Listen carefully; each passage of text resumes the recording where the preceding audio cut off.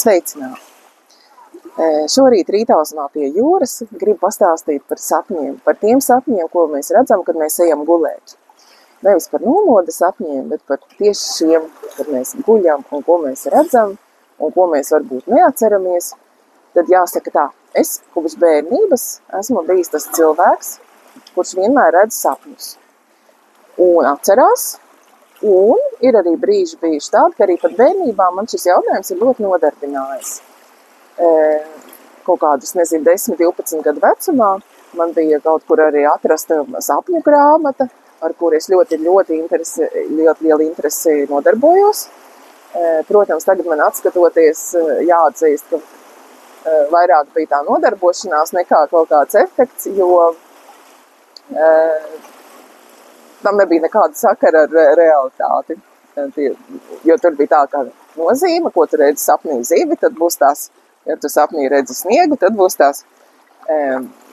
Mani novērojumi neliecināja, ka tam ir kaut kāda sakars ar realitāti, un kaut kādā brīdī es to aizmirsu. Pēc tam gadu gaitā sāku atkal interesēties par sevi, par realitāti un dzīvi sev apkārt, un atkal par saviem sapņiem. Jo man ir tā, ka man sapņi ir gari, sižeti attīstās, varbūt arī tā, ka sapnis atkārtojas, vai arī pēc tam notiek kaut kas tālāk, un sapnis jau ir tā kā, tu redzi sapņu turpinājumu. Un par ko tad ir stāsts patiesībā? Sapņi patiesībā ir ļoti laba lieta, ir vēlams, ieteicams, ja cilvēks grib vispār ar sevi nodarboties, tad sapņi ir ļoti, teiksim tā, dod resursu labam darbam ar sevi, jo sapņi, ja viņus pareizi ar viņiem izstrādāt, ir tehnikas un tehnoloģijas, kas to palīdz, tad tas ir ļoti labs pašizziņas rīks, un arī terapeitisks rīks. Tajā brīdī, kad tu sāc saprast, par ko ir stāsts, tu arī saproti, kur tev ir kaut kāda problēma, bloks vai aizķeršanās. Un kas tad ir ar tiem sapņiem, kāpēc tas ir tik svarīgi? Un, jāsaka, tā nav nekāda māžošanās, tā nav nekāda misticēšanās, kā zinātni mīlošie cilvēki teiks, kas tad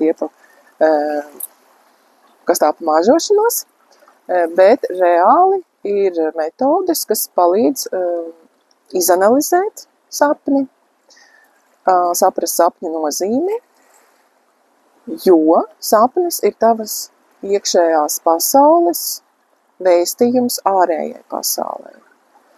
Tava iekšējā pasaule zemapziņa, viņa ar tevi sarunājas simbolu valodā, jo tai nav ne laika izpratnes, nedz valodas izpratnes. Kā rezultātā tā zemapziņa tev dod ārā informāciju, kā nu viņa prot.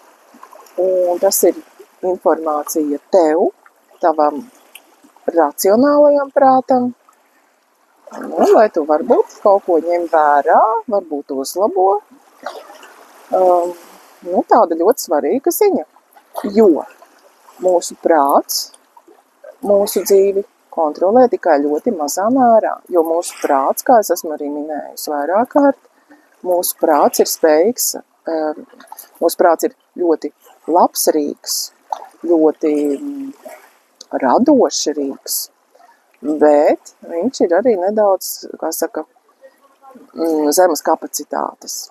Un mūsu prāts nav spējīgs apstrādāt visu informāciju, ko mēs saņemam, kas mums ir mūsu vidē, un tieši tādēļ visa informācija, kas ir lieka, teiksim tā, kura nav apstrādāta, tā tiek noglabāta zemapziņā.